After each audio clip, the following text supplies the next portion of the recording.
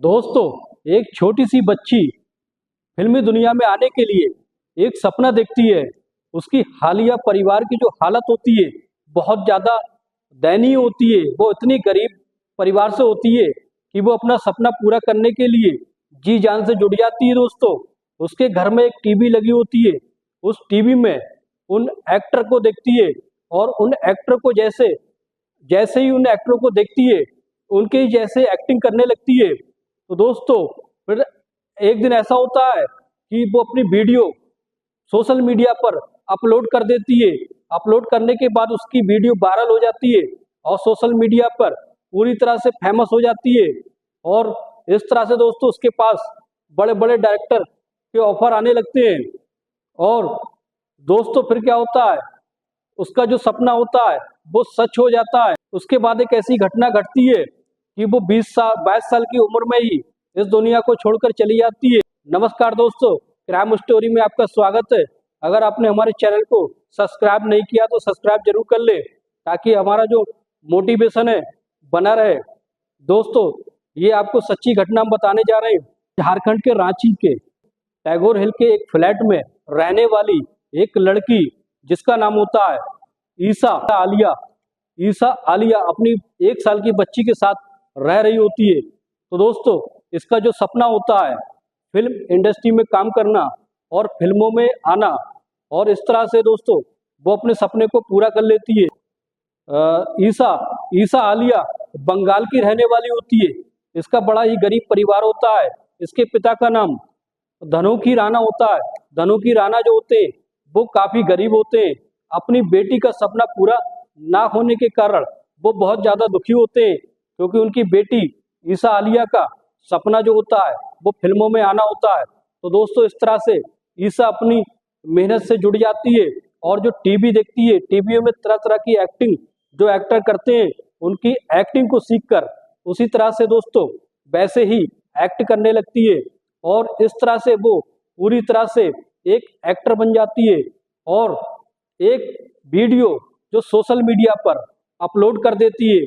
वो वीडियो इतना वायरल होता है, इतना वायरल होता है दोस्तों, वो एक सुपरस्टार बन जाती है। उसके बाद उसके कई डायरेक्टर के, बड़े से बड़े अच्छे डायरेक्टर के ऑफर आने लगते हैं एल्बम के लिए, एल्बम बनाने के लिए और फिल्मों में काम करने के लिए। दोस्तों, इसी के बीच जब वो बंगाल छोड़कर झारखंड रांची आ जाती है। रांची में आने के बाद दोस्तों इसकी मुलाकात झारखंड के बहुत ही बड़े डायरेक्टर प्रकाश अलवेला से इसकी मुलाकात होती है। प्रकाश अलवेला जो होता है उसको बहुत अच्छे ऑफर देता है दोस्तों, उसको फिल्मों में भी ऑफर देता है, फिल्मों में काम करने के लिए, और उसके एल्बम भी बनाता है। इस तरह से अब तो ईसा आलिया और बड़ी सुपरस्टार बन जाती है। दूर दूर तक नाम और शोहरत कमाने वाली की दूर दूर तक इसकी इसकी पहचान बन जाती है। और ईसा आलिया को अब बहुत सारे लोग जानने लगते हैं। और इस तरह से फिर ईसा आलिया और प्रकाश अलवेला दोनों की नजदीकियां बढ़ने लगती हैं। ये नजदीकियां प्यार में बदल जाती हैं। तो फिर दोस्तों धीरे धीरे उनकी जब नजदीकियां और ज्यादा बढ़ जाती हैं तो फिर वो दोनों शादी कर लेते हैं। शादी करने के बाद उनकी जिंदगी बहुत अच्छे से कट रही होती है। लेकिन दोस्तों फिर 1 साल बाद उनको एक बच्ची होती है। होने के बाद फिर प्रकाश अलवेला जो होता है उस पर अत्याचार करने लगता है। ईसा आलिया को ये पता नहीं होता कि प्रकाश अलवेला वो पहले से ही शादीशुदा है और उसकी पत्नी का नाम शारदा होता है। शारदा को 2 बच्चे होते हैं। तो दोस्तों, इस तरह से जब शारदा को ये बात पता चलती है कि उसने एक और शादी कर ली है तो शारदा अपने पति प्रकाश अलवेला को टॉर्चर करती है। और इस तरह से प्रकाश अलवेला जो होता है वो अपनी दूसरी पत्नी यानी ईसा आलिया को टॉर्चर करने लगता है और उससे पीछा छुड़ाने की कोशिश करता है। ईसा आलिया को हर तरीके से तंग करने की कोशिश करता है। ईसा आलिया जो अपने माता पिता को पैसे देती थी उसको वो भी बंद कर देता है और उसके सारे पैसे जो होते हैं उसको खा जाता है। और इस तरह से ईसा आलिया बहुत ज्यादा दुखी हो जाती है और वो अब धीरे धीरे फिल्मों से दूरी बनाने लगती है। और दोस्तों अपने पिता से फोन करके कहती है, धनोकी राणा उसके जो पिता होते हैं उनसे कहती है कि ये मुझ पे टॉर्चर करते हैं और इनकी एक पत्नी बच्चे भी हैं जिसने इन्होंने मुझे धोखा देकर शादी की है। तो उनका जीवन इसी तरह से ऐसे ही कट रहा होता है और ईसा आलिया अपने उसके टॉर्चर को बर्दाश्त करती है सिर्फ अपनी 1 साल की बच्ची के लिए। और इस तरह से दोस्तों एक दिन ऐसा होता है, ईसा आलिया अपने पति प्रकाश अलबेला से कहती है कि मुझे बहुत दिन यहाँ पर हो गए, अब मुझे अपने पिता धनु की राणा के पास जाना है कुछ दिन के लिए, यानी वो बंगाल जाने के लिए कहने लगती है। लेकिन प्रकाश अलबेला तरह तरह के बहाने ढूंढने लगता है और कहता है कि मेरे पास एक फिल्म का बहुत ही बड़ा प्रोजेक्ट है, इसे छोड़कर मैं नहीं जा सकता। ईसा आलिया उसे टॉर्चर करने लगती है और कहती है कि तुम मुझे कई साल से यही कह रहे हो और मुझे अपने पिता के पास बंगाल नहीं ले जाते हो। लेकिन फिर दोस्तों क्या होता है, जो प्रकाश अलबेला होता है उसके दिमाग में कुछ चल रहा होता है और वो उसकी बात को मान जाता है। 22 दिसंबर 2022 की रात 11 बजे प्रकाश अलबेला अपनी पत्नी ईसा आलिया और बच्ची को साथ लेकर अपनी कार लेकर घर से निकलता है। लेकिन दोस्तों फिर क्या होता है, दोस्तों रास्ते में से तो वो अपनी पत्नी और बच्ची को लेकर निकलता है, लेकिन जैसे ही वो बंगाल पहुंचता है तो सिर्फ वो अकेला ही बंगाल पहुंचता है, उसकी पत्नी नहीं होती है बल्कि उसकी पत्नी की डेड बॉडी ही बंगाल पहुंचती है।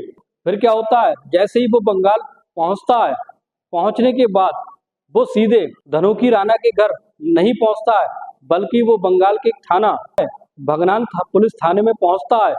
और पहुंचने के बाद बड़ा उदास होकर पुलिस वालों के सामने जैसे ही जाता है, पुलिस वाले उसको पहचान लेते हैं कि ये बहुत ही बड़ा झारखंड का बहुत ही बड़ा डायरेक्टर है, फिल्म डायरेक्टर। इस तरह से उसको अच्छे से बैठालकर पुलिस वाले पूछताछ करने लगते हैं। प्रकाश अलबेला वो अपने आंखों में आंसू ले आता है और रोने लगता है। पुलिस वाले जब पूछते हैं तो कहता है कि जैसे ही मैं घर से अपनी बीवी को लेकर निकला था तो रास्ते में एक पुलिया पड़ती है, मुझे बाथरूम आ गया, मैं बाथरूम करने के लिए चला गया, लेकिन मैंने जैसे ही बाथरूम करने के बाद देखा कुछ गुंडे बदमाश मेरी गाड़ी का शीशा खोलकर मेरी पत्नी के ऊपर हमला कर रहे थे। जैसे ही मैं पास गया और उनसे मेरी हाथापाई हुई और हाथापाई होने के बाद जो मेरी पत्नी जो कार में बैठी थी वो उठकर आ गई और उसने मेरी जान बचाने के लिए कोशिश करने लगी। उसमें से एक गुंडे ने रिवॉल्वर निकालकर मेरी पत्नी के माथे पर गोली मार दी। तो इस तरह से उसकी हत्या हो गई। हत्या करने के बाद वो तीनों बदमाश वहां से फरार हो गए। इस तरह से मैं अपनी पत्नी को गाड़ी की डिग्गी में डालकर यहाँ तक लेकर आया हूँ। मेरी कार की डिग्गी में मेरी पत्नी ईसा आलिया की डेड बॉडी है। तो पुलिस जो होती है वो हैरान हो जाती है और छानबीन करने के लिए जुट जाती है। तो दोस्तों फिर उसकी रिपोर्ट जो होती है अज्ञात हमलावर के खिलाफ थाने में एफआईआर दर्ज हो जाती है। जो पुलिस होती है वो ईसा आलिया के पिता धनु की राणा के पास फोन करके घटना की सारी जानकारी देती है कि ईसा आलिया का किसी ने मर्डर कर दिया है। तो धनु की राणा बहुत ज्यादा क्रोधित हो जाते हैं और कहते हैं कि इसका मर्डर किसी ने नहीं बल्कि उसके पति प्रकाश अलबेला ने किया है, क्योंकि वो बहुत दिनों से उसको टार्चर करता है। उसकी एक पत्नी है, वो पहले से शादीशुदा था और वो अपनी पत्नी के दबाव में आकर ये सब कर रहा होता है। पुलिस जब ये बात सुनती है तो प्रकाश अलबेला को घटना स्थल पर लेकर जाती है जहां जहां बदमाशों ने उस पर हमला किया था। जैसे ही पुलिस वहां लेकर जाती है पुलिया के पास तो देखती है वहां सब कुछ नॉर्मल था, ऐसी कोई बात नहीं थी जहां कोई हाथापाई हुई होगी। इस तरह से पुलिस का शक जो होता है प्रकाश अलबेला पे जाता है, लेकिन इतना बड़ा आदमी होने के कारण बिना सबूत के पुलिस उस पर हाथ नहीं डालती है। प्रकाश अलबेला को थाने में लेकर आती है और पुलिस जो होती है वहां झारखंड की पुलिस को ये सूचना देती है कि इसकी फ्लैट की छानबीन करो। जैसे ही पुलिस उसके फ्लैट में छानबीन करने के लिए जाती है तो उसके बेड पर बिस्तर पर खून लगा होता है। इस बात की जानकारी जैसे ही पुलिस जो होती है वो बंगाल पुलिस को देती है, प्रकाश अलबेला को पूरी तरह से कब्जे में ले लेती है और उसको उसको टॉर्चर करने लगती है, उससे पूछताछ करती है गहन तरीके से। तो प्रकाश अलबेला होता है, वो अपनी सारी बात को उगल देता है कि ईसा आलिया, इससे मेरी जो शादी हुई थी वो सिर्फ मैंने ऐसे ही कर ली थी, मैं पहले से ही शादीशुदा था। जब इस बात की जानकारी मेरी पहली पत्नी शारदा को हुई तो वो मुझे टॉर्चर करने लगी थी और मैं इससे ईसा आलिया से पीछा छुड़ाना चाहता था। मैंने हर तरीके से ईसा आलिया को टॉर्चर किया, परेशान किया, पैसे से, हर तरीके से, लेकिन ईसा आलिया नहीं टूटी।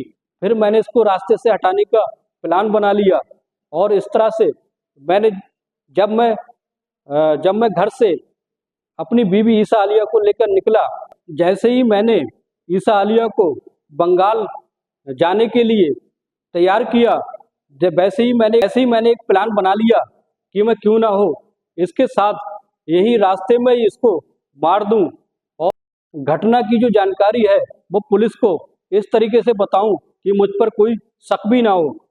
तो दोस्तों, फिर जैसे ही मैं अपने फ्लैट में रुका था तब मैंने जाके होटल से खाना लाया। वो खाना खिलाने के बाद जैसे ही ईसा आलिया सो गई, सोने के बाद फिर मैंने उसको गोली मारकर उसकी हत्या कर दी। उसकी लाश को मैंने सीट पर इस तरीके से बिठा दिया जैसे मानो वो सो रही हो और अपनी बच्ची को पीछे सीट पर सुला दिया। इस तरह से मैं यहाँ थाने में पहुंचा और पहुंचने के बाद फिर मैंने ये सारी कहानी बताई। जब पुलिस इस बात की पूरी पुष्टि करने के बाद फिर प्रकाश अलबेला को जेल भेज देती है, बहुत संगीन धाराएं लगाकर, और उसकी पत्नी पर भी शक जाने लगता है, कहीं ना कहीं शारदा का भी इसमें हाथ हो सकता है। और पुलिस इस बात की छानबीन कर रही होती है, लेकिन इस बात का कोई सबूत नहीं मिलता है कि उसकी पत्नी उसके साथ थी। तो दोस्तों, ये थी सच्ची घटना झारखंड के रांची की।